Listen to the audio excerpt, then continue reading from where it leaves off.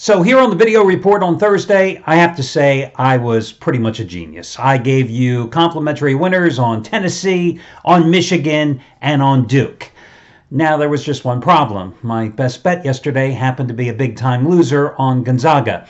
So the fact that I went 3-0 with the complimentary plays really didn't do me any favors because the only one I bet on was Gonzaga.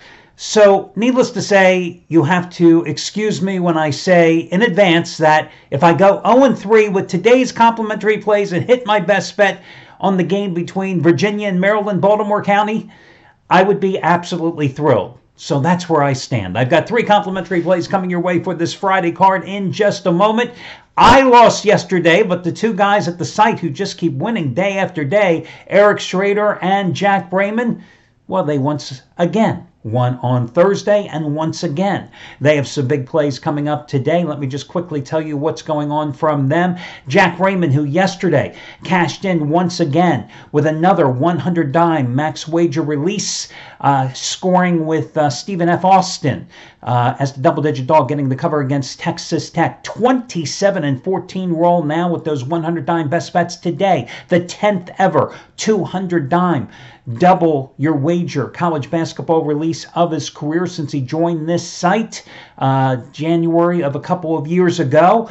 It is his opening round game of the year on Auburn and College of Charleston. You get it for over half price off by using coupon code JACK, his first name. Of course, he had a 200 dime play last Saturday with Arizona by 14 over Southern Cal. Hit one last Thursday with Cal Santa Barbara by 22 points over Cal Poly. You got them all for over half price off, just like today's play. And that's what Jack Raymond has going for today. Since he joined the site in January of 2017, $10 bettors have made a little over $13,000. And how about Erik Schrader? Last night, another 200 dime double your wager play from him as he scored with Loyola of Chicago. What a dramatic finish to that game. I mean, you knew it was going to go down to the wire. Everybody loved having Loyola of Chicago in the brackets, and they rewarded you if you did have them yesterday with that last-second win over Miami of Florida. That was his 7th ever 200 dime play of his career. Well, today, as he goes, and let me just get you the exact number, as he goes for winning day number 44 out of 66 and 29 out of 40, a stretch where $10 bettors have made a little over $23,000 over the past 65 days. Top-rated 100 dime college basketball winner number 13 out of 17, Clemson in New Mexico State. He's got that going for today, and you get it for over half price off by using coupon code ERIC. A little heads up for you, Anthony Red, who yesterday had a 100 dime play on Buffalo outright over Arizona. A-Red is on the exact same side of this game as Erik Schrader is, and A-Red has been on a nice little roll here in college basketball as he has won 10 of the last 12 days. So there's a little consensus play for you, and if you happen to have Anthony Red or if you have Erik Schrader already, you know who the other one is on, as they are both on the same side of that particular game. So all your other discounts, etc., are over on the home page. Let's get to your complimentary plays. Let me first talk about the game between New Mexico State and Clemson. Now, you may recall in the WAC conference championship game last weekend, I gave you New Mexico State over Grand Canyon, and they were a winner. It was a team that I have been following throughout that tournament, and it's a team that certainly has postseason experience. Have they won a big dance game? No, they've lost like 10 straight. But this is going to be the 7th straight season that they have participated in the tournament, and that certainly counts for something in my book. And they are an underdog in this particular game. Listen, this Clemson team, yes, they come from the more pedigreed conference, that being the ACC, than the Aggies from the WAC. But this is not the same Clemson team that started the season 16-3, because once they lost their second leading scorer and their top rebounder, Dante Grantham, who was averaging 14.2 points and 6.9 rebounds at the time of his injury, they're not the same team. This is a guy who was shooting like 56 well, here, I'll give you the exact figures. They were averaging 77 points a game with him. They were averaging now 68 points without him. They won 16 of 19 games with him, since he went down with the season-ending injury, 7-6 without him. Now, they are still a very strong defensive team. They only give up about 68 points a game, and they hold opponents to about 41% shooting. New Mexico State, if you look at their numbers, they are also a very good defensive team. But I have to be honest, when you look at the comparative figures and you figure that Clemson's playing in the ACC and you got New Mexico State here playing in the WAC, those numbers are somewhat skewed, so it really isn't worth me going into them. But I will tell you this about New Mexico State. They are an outstanding rebounding team. As I pointed out in last weekend's video report, they've got a guy, Jamario Jones, who was the WAC Player of the Year. He's a 6'5", 6'6" forward. He averages 11 points a game, 13.2 rebounds, 20 double-doubles on the season, second best rebounder in the nation. They've also have a very good outside shooter by the name of Zach Lofton, who averages team-leading 19.5 points a game. I just think that this is a game that New Mexico State has a good chance at winning outright. Now, I know Charles Barkley, when the selection committee, when the selection show was being done, Charles Barkley was the first one who said, hey, New Mexico State is going to win this game outright. I don't need Chuck to tell me about this. I really like New Mexico State to win this game outright long before I saw the line. I just think this is a good matchup. As I pointed out in last week's video when I was talking about New Mexico State in the championship game against Grand Canyon, a game that they won by double digits, this is a team that toughened itself up with a very good non-conference schedule.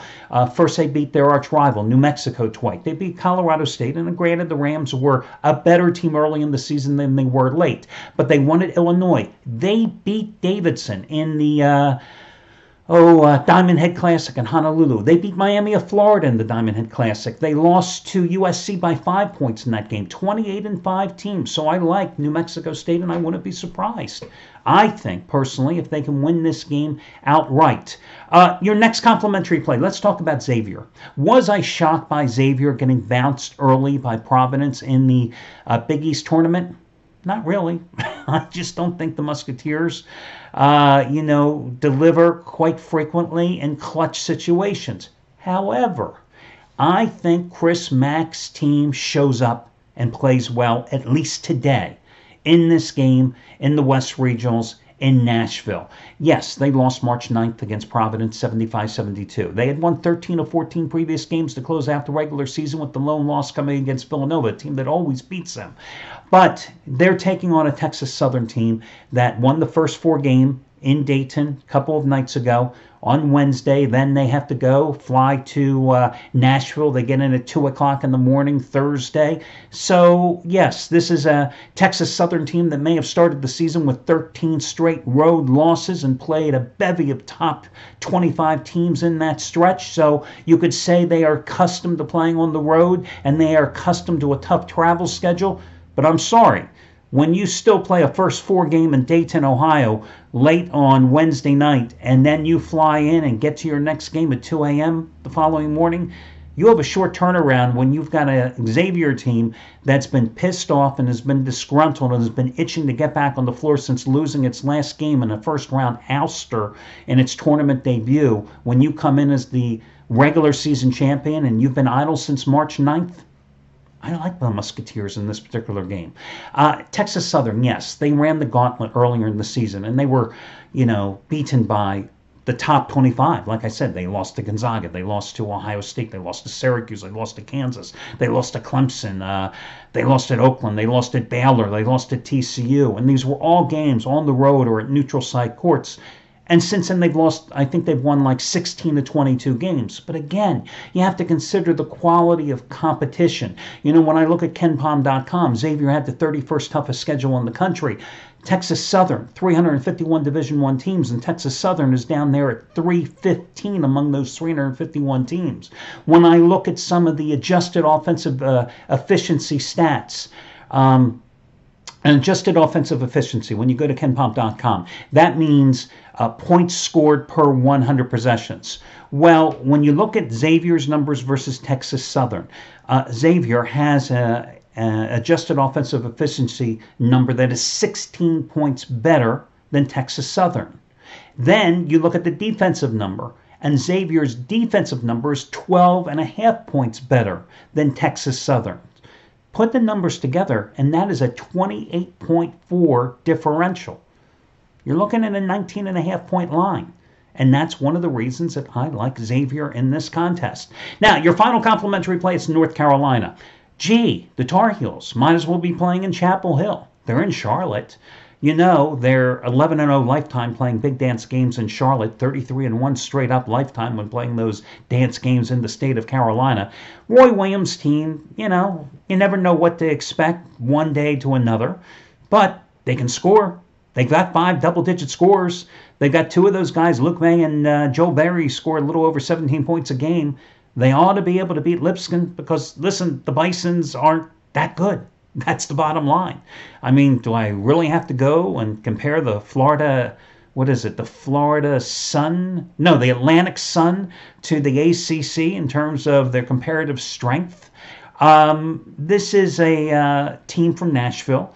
That, you know, when they had step-up games earlier this season, they played in the Battle of Atlantis against Arizona. That was in the Bahamas. They lost by 22 points to Alabama. They lost by 23 points to Texas on the road. A lot of people will say, hey, they only lost by 10 points to Tennessee, but keep in mind the Volunteers were caught in a look-ahead situation when they were going to ironically play North Carolina. They lost by 32 points to Purdue. I just don't think it's going to be a close game. I think North Carolina pulverizes them. Again, I'm not going to go into the statistical breakdown, but when I look at the differential between the KenPom adjusted offensive and defensive stats, I look at a differential of almost 25 points. Well, North Carolina's a 20-point favorite. I'm willing to lay the points in this contest. So when I look at these 3 games and I rank them coming off yesterday's 3-0 sweep, how do I put them in terms of which games I like the most? Believe it or not, I kind of like North Carolina, probably the best of all 3 of the selections, because I think in terms of potential blowouts today, I think that they have an excellent chance to score the biggest win on the board among these 3 plays. I would then rank New Mexico State number 2, and then I would put Xavier down at number 3.